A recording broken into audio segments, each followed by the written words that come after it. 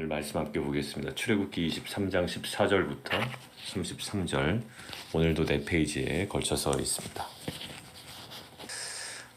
내일 본문 잠깐 보시겠습니까? 내일 본문요. 주일 본문. 다른 본문으로 등장하죠. 그러니까 이제 언약, 하나님께서 주셨던 어떤 십계명과 그리고 그에 관련한 생활 법률 이런 것들이 일단 출애굽기에 저는 마감이 됩니다. 그리고 이 24장에 그 언약 체결 장면이 나옵니다. 이제 오늘까지 그 여러 가지 이야기들이 이스라엘 백성에게 주어졌고, 실은 여기서 우리가 좀 묵상하면서 느꼈겠지만, 좀 이렇게 조직적이지 않다. 갑자기 이 이야기가 왜 여기 가운데 들어가나. 뭐 이런 생각을 하셨을 거예요. 어떤 맥락이 중간에 끊어진 거와 같은 느낌도 들었고, 제가 언급은 안 했습니다만 아마 그런 생각이 들 겁니다. 그러나 오늘 이야기되는 그 14절부터 33절까지 전체적인 맥락 속에서도 하나의 그 핵심적인 부분을 하나님께서 놓치지 아니하고 이스라엘 백성에게 계속 도전하십니다. 우리가 함께 하나하나 묵상해 가면서 오늘까지 이어진 지금 하나님께서 허락하신 것들을 좀 잘 정리하도록 하겠습니다.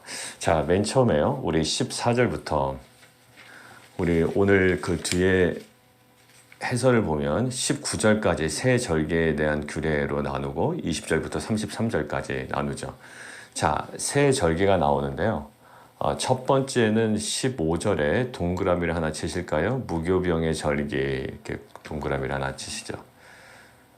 거기는 어떤 사건인가? 6월절을 포함한 출애굽 사건입니다. 6월절을 포함한 출애굽 사건이에요. 6월절과 이어진 일주일 동안의 기간, 그것이 이제 무교절이죠.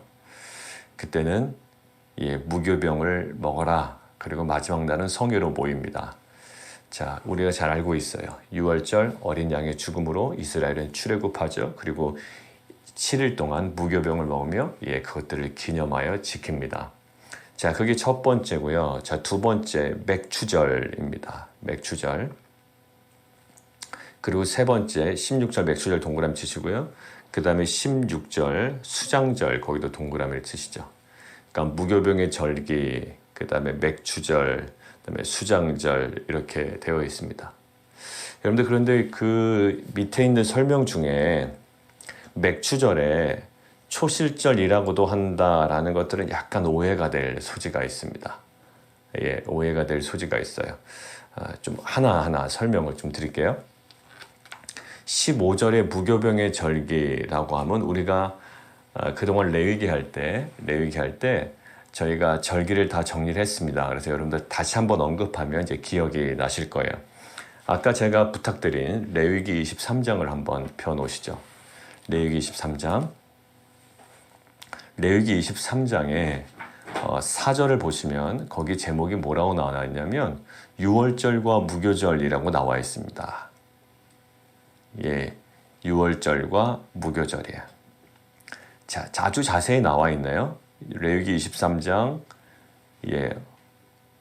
5절 보면 첫째 달, 그게 여기 나온 아비벌이에요. 아비벌 첫째 달. 자, 언제요? 열 나흘 날 14일 날 저녁은 여호와의 6월절이에요. 맞죠? 그때 양을 잡습니다. 그리고 6절이요. 15일 날은요. 바로 이어지는 무교절입니다. 15일 날 출발했단 말입니다. 무교절이니 이래 동안 너희는 무교병을 먹을 것이요. 이게 이제 무교절이죠. 그리고 첫날에는 너희가 성회로 모이고 그 다음에 일곱째 날에도 성회로 모이라. 자, 아무 노동도 하지 말아라. 이게 이제 무교절이에요. 이해가 됐습니다. 15절이요. 자, 그 다음에 9절이 있습니다. 9절 한번 보시면 여호와께서 모세에게 말씀하여 이르시되 이스라엘 자손에게 말하여 이르라. 너희는 내가 너희에게 주는 땅에 들어가서 너희 곡물을 거둘 때에 너희 곡물의 첫 이삭 한 단, 거기다가 밑줄 그어놓으시죠. 첫 이삭 한 단. 거기다가 하나 좀 적어 놓으실까요? 보리 이렇게 적어 놓으시면 됩니다. 보리. 여러분들 이게 지금 9절부터 14절까지는요. 이게 지금 어떤 절기냐면 이게 바로 초실절이에요. 이게 바로 초실절입니다. 근데 그 초실절, 지금 초실절은 지금 이 생명의 삶 뒤에 밑에 지금 설명되어 있는 그 초실절하고 연관시키면 안 돼요. 그거는 좀 다릅니다. 예, 9절부터 14절이 그냥 우리가 보통 얘기하는 초실절이에요. 근데 그 초실절을 언제 드리느냐? 6월절은 정확히 알잖아요. 1월 아비벌 14일, 그 15일부터 일주일 동안. 이 초실절은 언제냐면 15절에 힌트가 나와 있어요. 레위기에서 23장 15절. 안식일 이튿날 곧 너희가 요제로 곡식단을 가져온 날부터 세워서, 예, 그게 바로 뭐냐? 그 앞에 우리가 설명되어 있던 초실절입니다. 그러니까 예수 그리스도께서 6월절에 돌아가셨죠. 그리고 안식 후 첫날 어떻게 되셨나요? 안식일 이튿날, 그러니까 안식 후 첫날 어떻게 되셨죠? 부활하셨어요. 그러니까 이 초실절은 뭐냐면 그 6월절 지나서 안식 후 그 바로 다음 날이 무슨 절이에요? 초실절이에요. 근데 이 초실절에 어떻게 되셨나요? 예수님께서 부활하셨습니다. 그래서 잠자는 자들의 무슨 열매가 되셨다? 첫 열매가 되셨다라고 해서 그게 초실절이라고요. 그러니까 실은 무교절 안에 뭐가 들어있는 거죠? 초실절이 들어있는 거예요. 그 안에. 자, 그러면 왜 여기선 초실절이라고 했나? 라고 하면 우리 보십시오. 레위기 23장 15절에 일곱 안식일의 수요를 채우고 일곱 안식일, 그러니까 일곱 안식일은 7 곱하기 7이죠. 그 7, 7이 49, 그리고 그날을 포함하면 50일이 됩니다. 그러니까 77절 거기다 적어 놓으실까요? 맥주절이라고 할 때 16절에 그게 바로 77절이 되는 거예요. 언제부터 77? 예, 초실절부터 77. 그러니까 부활절부터 77. 여러분들 부활하신 지 50일이 되는 날이 뭐가 임했나 신약성경에? 그게 바로 오순절, 예, 성령 강림 사건이었죠. 그러니까 그때 우리가 절기 설명할 때 말씀드렸습니다. 모든 절기는 이스라엘에 주어진 절기는 하나하나가 예수 그리스도의 그 구속사의 사건과 연결되어 있다. 근데 나중에 그 장막절, 수장절 이거 얘기할 때 예측하면 2단으로 된다고 그랬습니다. 예, 그래서 이 맥추절은 77절이에요. 거기다 적어 놓으실래요? 여러분들 설명되어 있는 맥추절에 초실절이라고도 한다 되어 있죠. 밑에 설명에. 거기다 밑줄 쫙 거놓으시고 이렇게 적어 놓으시면 아주 간단하게 정리될 거예요. 미래 초실절 이렇게 적어 놓으시면 돼요. 미래 초실절. 그래서 초실절이라고 했군요. 라고 이해하시면 돼요. 아까 무교절 안에 있는 일반적인 초실절 있죠. 예수님께서 부활하셨던 그 사건과 연관되어 있는 그 초실절은 보리의 초실절이에요. 보리의 초실절. 보리는요, 물이 없어도 물이 부족한 지역에서도 재배가 됩니다. 우리 한국에서 재배되는 보리와는 다른 품종이에요. 그러니까 그 나라에서는 물이 없어도 재배가 될 수 있는 보리종이에요. 그러니까 그때 가장 처음에 이제 이삭이 나오는 거죠. 그 이삭을 가지고 들어가는 게 보다 그게 초실절이고, 이 맥추절이라고 하는 것은 그게 마침 보리 같잖아요. 근데 보통 우리가 밀로 보통 학자들이 얘기합니다. 그러니까 미래 초실절이 맥추절이자 또 뭐라고요? 77절이라고요.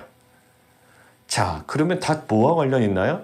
무교절에 있는 초실절도 실은 예수 그리스도 어린 양의 구속사적인 사건과 연관이 있지만 그 안에 있는 보리의 초실절, 뭔가 수학과 관련 있고요. 그 다음에 맥추절도 뭐와 관련 있죠? 예, 미래 초실절과 관련 있죠. 예, 미래 수학과 관련 있습니다. 밀이요. 그 다음에 마지막에 16절에 있는 수장절은 뭘까요? 수장절은 맥추절이 봄의 추수였다면 이 수장절은 가을의 추수. 우리로 따지면 이게 바로 뭘까요? 예, 땡스기빙. 예, 추수감사주일이 바로 이 수장절입니다. 그러니까 가을 추수, 이제 한 해의 수확을 완전히 마무리하면서 이제 어디다 넣어요?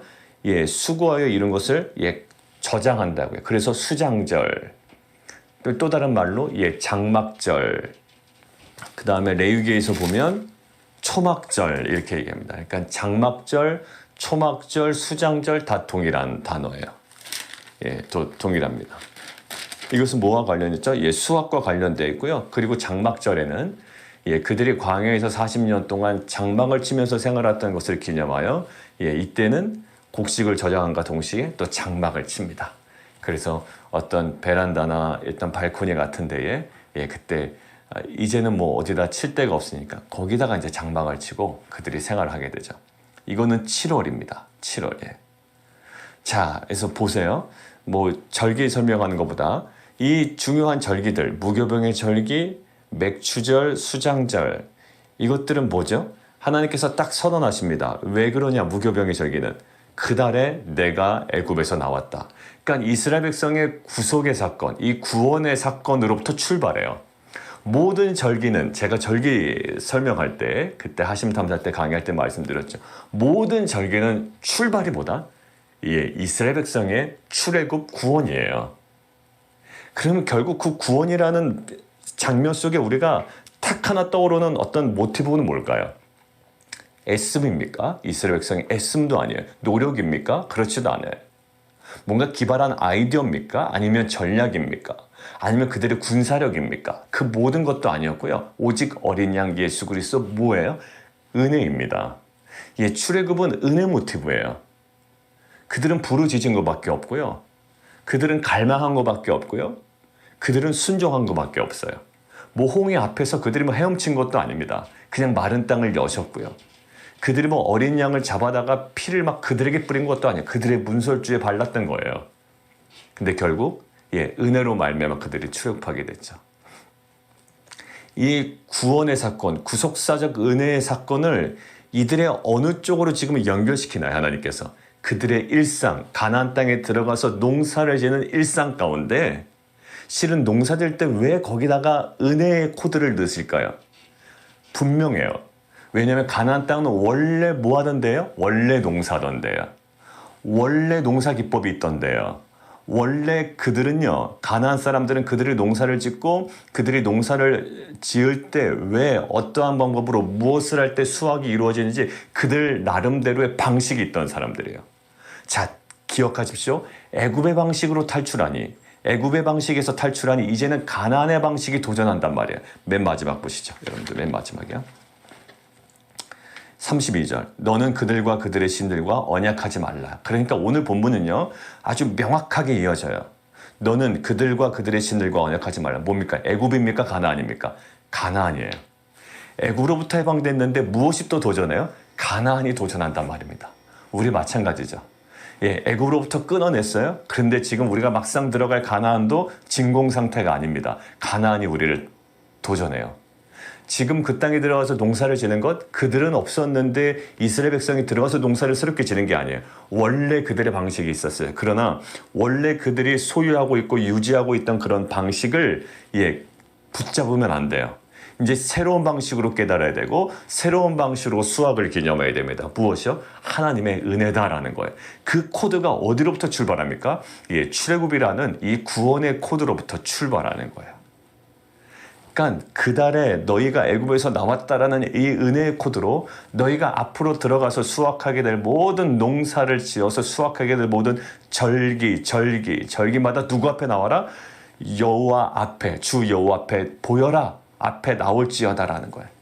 결국 하나님의 은혜로 출애굽한 이스라엘 백성이 가나안에 들어가지만 가나안은 가나안 방식이 지금 아주 강하게 버티고 서 있단 말이에요. 그들의 올무가 될 수 있는 상황이에요. 근데 결국 하나님의 은혜로 출애굽한 이스라엘 백성이 가나안에 들어가서 어떻게 살아가는 방식을 지금 얘기하는 겁니까? 하나님 면전에서 살아가는 방식을 알려주는 거예요. 우리가 애굽으로부터 끊어졌어요. 근데 이제 세상 가운데 또 가죠. 우리는 가나안으로 가는 거예요. 여러분들, 가나안은 또 다른 세상입니다. 보셨잖아요. 우리가 여호수아 보셨잖아요. 거기 아무것도 없는 게 아니라 천국이 아닙니다. 또 다른 세상으로 보내주시는 거예요. 이거 기가 막힌 일 아니에요? 애굽에서 출애굽시키시더니 하나님께서 또 다른 가나안으로 보내주신, 가나안은 약속의 땅이지만 사명의 땅이라고 말씀드리죠. 그러니까 거기는 만만치 않은 땅이에요. 근데 그들에게 무엇을? 거기서 가나안 백성 앞에서 살아가는 게 아니라 하나님 앞에서 살아가는 방식을 이 절기를 통하여 명확하게 알려주십니다. 사랑하는 성도 여러분들, 우리 안에도 동일해요. 출애굽 이후에 우리가 살아가는 것은 은혜로 살아갑니다. 근데 은혜로 살아간다라는 우리의 확신과 소망은 무엇으로 드러날까요? 우리가 지금 얻고 있는 모든 것들, 직장을 통해서든지 사업을 통해서든지 또 우리의 자녀의 여러 가지 진학과 진로를 통해서 얻어진 그 모든 것들이 철저하게 하나님 면전 앞에서 하나님의 동일한 은혜임을 우리가 고백하고 나아가는 거예요. 그렇지 않으면 세상 방식의 결과라고 우리는 깨닫게 됩니다. 여러분들 소재 말씀 들었잖아요. 소재. 그냥 뭐 봄에 심으면 가을에 추수하는 거 아니야? 그냥 자연의 섭리. 물론 그 섭리도 하나님의 섭리지만 일반적인 자연적인 인과관계 속에서 내가 누립니다라는 그 생각을 아예 끊어버리게 하는 게 소재입니다. 뭘까요? 민하라고 그랬잖아요. 이것은 하나님의 은혜입니다. 이것은 봉신이 정말 자신의 왕에게 바치는 뭐라고요? 곡물이라고 그랬어요. 민하라는 뜻이. 결국 이것을 하나님께 바치는 의미는 뭘까요? 예, 이것은 다 하나님의 덕분입니다 라고 드리는 거예요. 당신의 주권 속에, 당신의 은혜 속에 내가 이것들을 얻었습니다 라고 하나님께 바치는 민하라고요. 곡물이라고요. 결국 오늘 제목 보십시오. 그러니까 제목이 너무나도 아주 절묘하게 기가 막히게 잘 정리가 되어 있죠. 어디 앞에서? 하나님 앞에서 살며 오직 그분만을 섬기십시오. 여러분들 보십시오. 가서 농사를 딱 짓게 되면 가나안 사람들의 풍습, 가나안 사람들의 방식, 가나안 사람들이 수확했던 여러 가지 뭐 어떤 기술, 전략, 뭐 비가 안 올 때 어떤 처리해야 되는 모든 일들, 그들과의 어떤 정말 긴밀한 관계가 더욱더 살아날 거라고요. 그런데 하나님께서는 뭐예요? 오직 하나님 앞에서 살며 하나님 앞에서 섬기라. 근원이 뭐라고요? 그들을 구원하신 하나님의 은혜예요. 그 은혜가 그들의 일상 가운데서도 인정되어 가는 겁니다. 사랑하는 성도님들, 우리 때로 살다 보면 내가 잘나서 그리고 나의 노력으로 내가 이렇게 이민 와서 사는 거는 정말 나의 노력이야. 그러니까 별로 노력하지 않는 사람들 보면 막 좀 마음에 안 들고, 여러분들 그런 관점을 떠올리기 전에 모든 것이 전적인 하나입니다. 하나님의 은혜입니다라는 은혜 관점이 우리 가운데 회복이 될 때 정말 우리가 하나님 면전 앞에서 내가 노력했다라는 것은 그 가나안의 방식 안에서 그냥 내 노력의 굉장히 그 중요함을, 그 중요성을 굉장히 강조하면서 은근히 거기에 대해서 매력을 느끼는 거거든요. 아닙니다. 철저하게 하나님의 은혜예요. 우리가 그 은혜를 고백하며 하나님 면전 앞에서 하나님만을 섬기는 귀한 공동체가 되기를 원합니다. 우리 다음에 볼까요? 하나만 그냥 잠깐 그러니까 결국 19절에 있는 토지에서 처음 거둔 열매 가장 좋은 것을 가져다가 하나님 여호와의 전에 드릴지라는 그냥 단순히 그냥 바쳐라라는 것은 이것은 철저한 은혜의 고백이에요. 우리가 보통 신약 시대를 살아가지만 나름대로 11조를 들으신 분들도 있고요. 또 감사헌금을 들으시는 분들도 있어요. 이 모든 것은 뭘까요? 이것을 내가 투자해서 하나님께 투자해서 더 많은 것들을 얻는다? 여러분들 이런 방식은 아닌 거예요. 하나님 헌금했는데 왜 나한테 이 사업 잘 안 되게 해주세요. 여러분들 이런 방식은 안 되는 겁니다. 제가 헌금 기도할 때 여러분들 보세요. 헌금 기도할 때 실은 제가 좀 이렇게 헌금 기도할 때 안 하는 기도가 있어요. 여러분들 느끼셨나요? 헌금 기도할 때 안 하는 기도가 있습니다. 오히려 우리가 드리니까 이것이 빛과 소금의 삶을 감당해 주십시오라고 하는 거지만 우리가 드리니까 막 누르고 흔들고 채우도록 더 채워주시고 30배, 60배, 100배, 여러분 30배, 60배, 100배는요. 사실 말씀에 대한 열매였어요. 그 말씀이 뿌려지면 말씀의 열매가 그렇게 맺힌다는 거죠. 물론 그렇게 우리가 적용해도 되고 그렇게 묵상해도 됩니다. 근데 이건 뭐냐면 순전히 감사의 고백이죠. 은혜의 고백이에요. 자, 그리고요. 너희 하나님 여호와의 전에 드릴지니라. 너는 염소 새끼를 그의 어미젖으로 삼지 말지니라. 자, 여기 보면 염소 새끼를 그의 어미젖으로 삼지 말지니라. 이것은 사실 많은 학자들의 의견이 있는데 잘 모르겠다라고 이야기를 합니다. 명확하게 이거다라고 얘기하진 않아요. 그러나 여러 가지 가능성들을 그냥 설명하자면 하나는 이것은 이방 종교 예식이었다. 그리고 가나안 종교의 풍습이었다. 그렇기 때문에 그것들을 따라하지 말라라고 이야기한 하나님의 명령이었다라고 하는 하나의 설이 있고요. 두 번째는 어미의 젖은 실은 무엇을 상징하죠? 어미의 젖은 새끼에게는 생명입니다. 그죠? 어미의 젖은 생명이에요. 근데 어미의 젖으로 뭐를? 염소 새끼를 삼는다. 이거 굉장히 질서에 어떻게 보면 역행하는 거 아닙니까? 새끼를 살리려고 나온 이 젖이에요. 이 젖의 목적은 새끼에게 영양을 공급하기 위한 것이 목적인데 그것이 오히려 거꾸로 새끼를 삶아 죽이는 죽음을 상징하는 도구로 사용한다. 이것은 맞지 않아요. 여러분들 이것은 우리가 간단하게 하나의 포인트만 좀 잡고 가면 좋겠어요.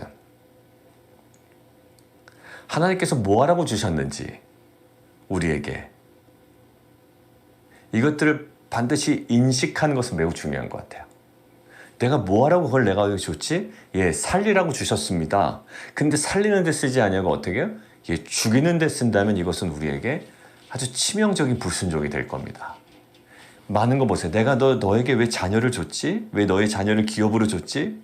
그 다음에 너의 직장은, 너의 사업은, 너의 교회 공동체는, 너에게 건강은, 너에게 시간은, 거기에 대해서 왜라는 질문을 계속 던져보시고요. 오늘 예, 그 어미의 젖을 왜 줬지?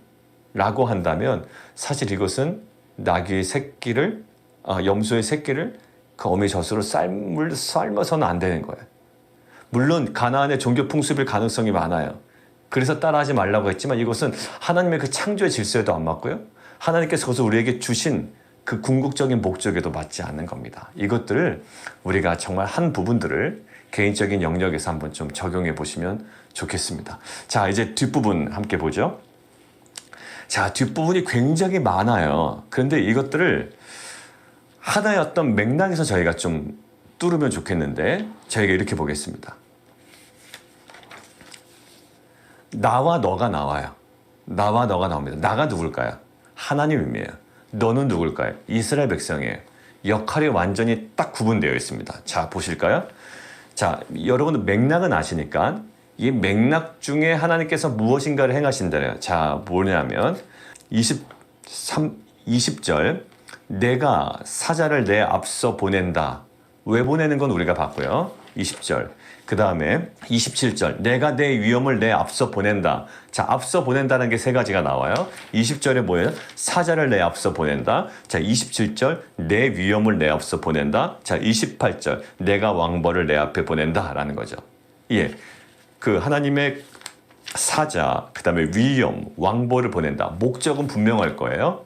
자, 뭘까요? 23절. 이제 거기 밑줄을 좀 굵게 쳐놓치죠. 이 세 가지의 목적이 이렇게 되어 있습니다. 나는 결국 그들을 끊으리니. 예, 하나님의 역할이요. 그들을 끊으신대요. 그들을 끊으신다고 그럽니다. 그러면서 너는 하고 바로 이어져요. 24절. 너는. 자, 23절 후반부가 나는 그들을 끊으리니. 24절. 너는 하고 쭉 보실까요? 24절부터 25절 초반부까지예요. 제가 그대로 읽겠습니다. 너는 그들의 신을 경배하지 말며 섬기지 말며 그들의 행위를 본받지 말고 그것들을 다 깨뜨리며 그들의 주상을 부수고 내 하나님 여호와를 섬기라 라는 거예요. 하나님께서 그들을 끊으실 거고요. 그럼 우리의 역할은 뭘까요? 이게 우리의 역할은 우리가 전쟁을 막 주도하진 않았습니다. 우리가 여호수아 봐서 우리가 조금 더 현실감 있게 다가올 거예요.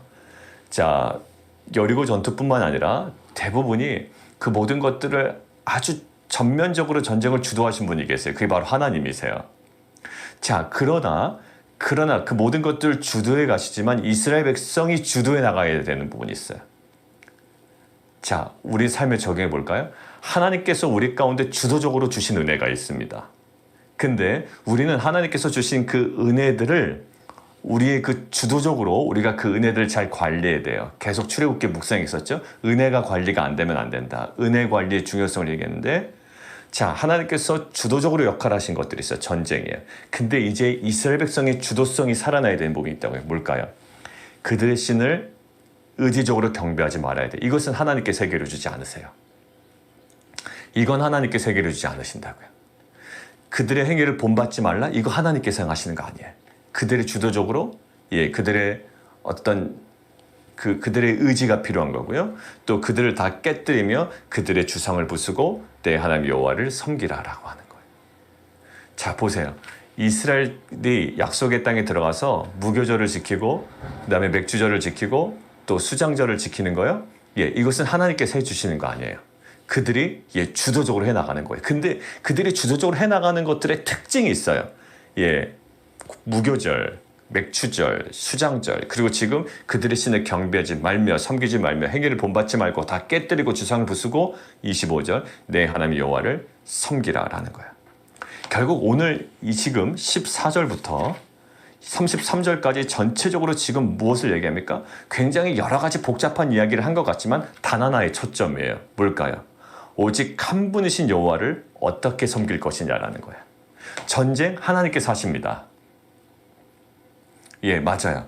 그리고 실은 전쟁하기 전에 그들에게 요구되는 것들이 있어요. 21절. 사자를 보내는데 사자를 왜 보내시는가? 뭔가 말씀을 하신다는 거예요.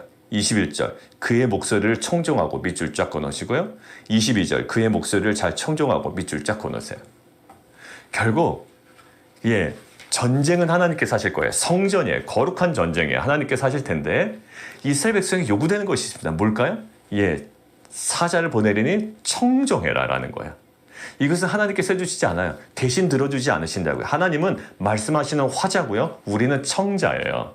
그러니까요. 정말 사람과의 대화에서도 무엇이 제일 중요한가요? 듣는 거예요. 청종하는 게 굉장히 중요합니다. 우리 일반 도서에도 있죠. 사람들에 대한 그 청종하는 태도는 매우 중요해요. 하나님과의 관계에서도 매우 중요합니다. 지금 뭘까? 하나님은 말씀하시고요. 너희는 그 말을 잘 청종해라. 그리고 전쟁은 하나님께서 행하실 텐데 그 이후에 여러 가지가 언급됩니다. 오직 한 분이신 여호와를 어떻게 섬길 것인가라는 것. 결국 십계명에서요. 제일 강조됐던 두 가지. 첫 번째와 두 번째.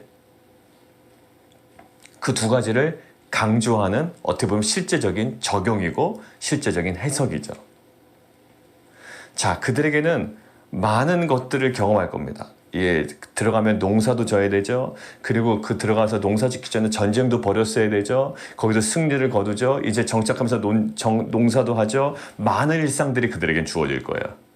자, 이미 하나님께서 전쟁을 일으키셨고 이미 우리는 구원을 받았고 우리는 날마다 구원받진 않아요. 이미 구원받았어요. 그들은 계속 전쟁하지 않습니다. 어느 몇 년 동안 전쟁하고 이제는 그들의 일상을 살아갈 거예요. 그들이 무너졌던 것들은요. 전쟁에서 무너지지 않았다는 거 꼭 기억하십시오. 나중에 사사기에 보면 어디서 무너지죠? 그들의 일상에서 무너져요. 전쟁 이후에 농사와 많은 일상 가운데 그때 무너질 것을 대비해서 하나님께서 무엇을 강조하시나요? 하나님 앞에 어떻게 살아갈 것인가요? 자, 무교절과 수장절과 이 맥추절 뭘까요? 어떻게 하나님 앞에 감사할 것인가라는 거예요. 그리고 아까 말씀을 청종하라라는 거예요. 어떻게 하나님 앞에 우리가 이 전쟁을 준비할 것인가. 전쟁의 준비는 뭘까요? 순종이거든요. 그 가나안 땅의 핵심은 수고의 열매가 아니라 순종의 열매예요. 그러니까 무엇을 준비할 것인가라고 할 때 이 청종이에요. 그리고 이 받은 은혜를 어떻게 하나님 앞에서 유지할 것인가라는 거예요. 무엇일까요? 오직 하나님만을 섬기라. 그들과 신들과 언약하지 말고 그들과 연합하지 말라. 왜냐하면 그 신들이 그 문화와 그 풍습이 오히려 너희를 유혹하여 너희가 오히려 그것들이 너희에게 올무가 될까 봐. 올무가 된 결정적인 한 사람이 있었습니다. 그게 바로 솔로몬이었어요.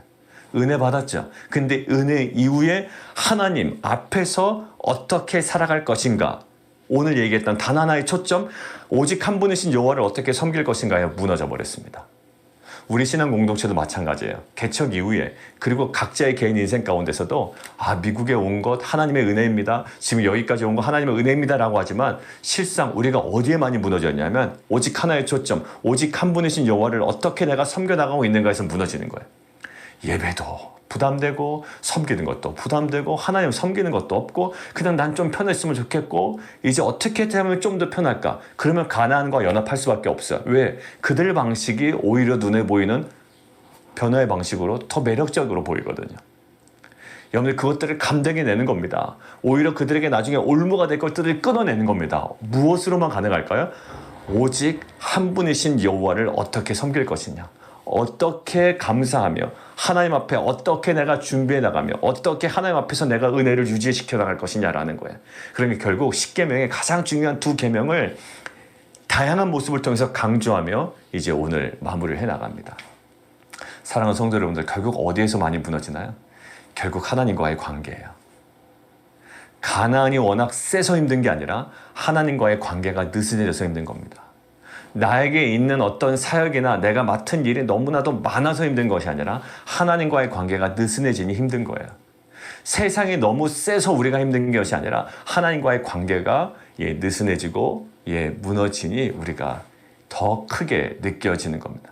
그런데 관계가 더욱더 견고해지고 하나님을 어떻게 우리가 섬길 것인가 정확하게 하나님을 섬겨 나간다면 그 모든 문제보다 우리가 무겁게 느껴지는 그 무게감보다 더 크시고 위대하시고 정말 하나님 전능하신 하나님을 우리가 더 실제적으로 더 크게 또 그것들을 압도할 만한 그런 능력으로 우리가 경험할 줄 믿습니다. 우리 함께 좀 기도할까요? 오늘 이 시간 함께 기도할 때 이스라엘 민족에게 이제 그들이 가나안 땅에 들어가서 경험하는 것 너무나 걱정이 되는 거예요. 하나님 입장에서는. 왜일까요? 전쟁은 승리할 거예요. 승리했어요. 근데 전쟁이 문제가 아니라 이스라엘 백성의 전쟁이 문제가 아니라 전쟁 이유가 문제 항상. 구원이 문제가 아니야. 구원은 하나님의 은혜잖아요. 그죠? 출애굽을 이스라엘 백성이 막 노심초사해서 얻어진 게 아니에요. 그건 하나님께서 하실 거예요. 근데 그 이유가 문제라고요. 구원 이유가 문제예요. 자, 왜 문제일까요? 가나안 땅에 가면 실제적인 유익이 하나 딱 버티고 있습니다. 실제적인 유익. 이거 잡으면 실제적인 유익이 됩니다. 또 하나는 거룩한 삶을 방해한다고요. 그게 양면성을 가지고 있어요. 뭐가 되죠? 올무가 된대요. 근데 이게 당장에는 굉장히 매력적으로 보이거든요. 하지 말아야 될만 합니다. 왜? 나에게 더 경제적인 유익이 되기 때문에. 오히려 그게 센스 있는 삶이라고 그래요. 근데 그렇게 잔머리 굴리는 것을 오히려 그렇지 않게 살아가는 사람들보다 내가 더 지혜롭게 살아가는 거라고 생각을 합니다. 올무가 됩니다. 나중에 분명히 올무가 될 거예요. 이상한 잔머리 굴리면 안 되는 거죠. 세상 사람들이 다 하는 거래요, 그게. 그러면 무엇도 절약할 수 있고 무엇도 아낄 수 있고 뭐 얘기 안 해요. 여러분들 그거 깜짝 놀랐습니다. 깜짝 놀랄만한 일이에요. 왜? 가난한 사람들 하니까 따라가 잘하는 거예요. 그렇게 하면 우리에게 유익이 된다는 거예요. 그게 뭐다? 올무가 된다는 거예요. 우리는요 거기서 무너지는 거거든요. 결국 오직 한 분이신 여호와를 어떻게 섬길 것인가, 어떻게 감사하고 어떻게 준비하고 어떻게 유지할 것인가라고 이것들을 하나님께서 우리에게 오늘 도전하십니다. 그 관계가 허물어지면 모든 것들이 다 허물어지고 세상이 두려워지고 무거워지고 사역도 힘들어지고 우리 가운데는 뒤죽박죽이 됩니다. 하나님 관계 속에 오직 한 분이신 하나님을 어떻게 섬길 것인가, 우리 진정한 그 예배의 삶이 회복되어가는 귀한 공동체에게 도와주옵소서. 우리 함께 기도하며 나가도록 하겠습니다. 우리 함께 또 기도하도록 하겠습니다. 우리 내일 주일 예배입니다. 이제 5월 마지막 주일 예배 우리 하나님께 올려드릴 때에 하나님 정말 그 하나님의 거룩한 임재 속에 들어가게 하시고 그 예배가 정말 우리가 마음 작정하고 오지 않으면 삶에 그냥 끈적끈적하게 붙어 있었던 것들을 그냥 가지고 물론 그렇게라도 나가야 되죠. 그러나 그 예배의 감격과 그 감사와 그 은혜는 우리가 누릴 수 없는 것 같아요. 정말로 우리가 그 모든 것들을 준비하잖아요. 그 영적인 준비.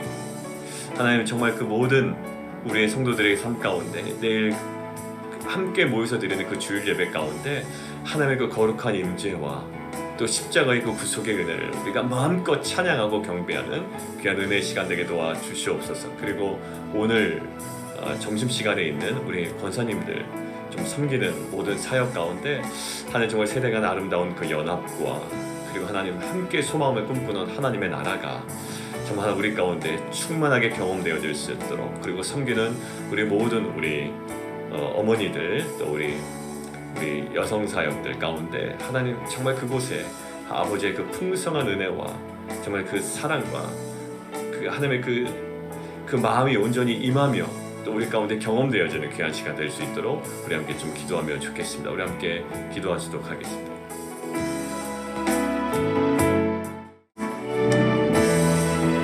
우리 계속 이어서 우리 성도님들 기도 제목과 우리 개인 기도 계속 하겠습니다. 기도하겠습니다.